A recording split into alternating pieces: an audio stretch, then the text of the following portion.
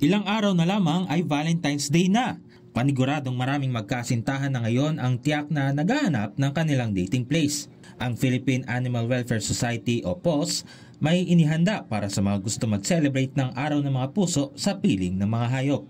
Yung first date is our Valentine's fundraiser for PAWS. Naisip kasi namin sa PAWS na pag Valentine's, yung mga tao naghahanap talaga ng mga opportunities na lumabas, ganon. But it's not for everyone. Minsan, yung iba nalulungkot, wala silang kadate.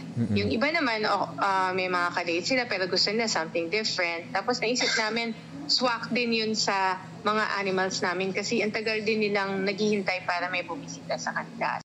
Ayon din kay Attorney Ana Cabrera, Executive Director ng PAWS, oportunidad din ito para sa mga single o mga magkasintahan na makonsidera ang pag-aampon sa mga hayop sa halip na bumili. It's an online registration that you can sign on for a date. It's a 30-minute date where you get the chance na makasalimuha yung isang particular shelter dog, shelter cat with a cookie, a coffee, and then you get the chance to walk the dog also or to play with shelter cat. Nang inilabas ng PAWS ang link para sa online registration para sa aktibidad, agad na napuno ang Saturday slots para rito. Sa ngayon ay mayroon pang mga natitirang slots sa iba pang mga araw. Hindi ito ang unang beses na ginawa ng PAWS ang first date. Taong 2018 nang makonsepto ng PAWS ang aktibidad. Para naman sa mga naghahanap ng pupuntahan ngayong Valentine's Day, mayroong paanyaya ang PAWS.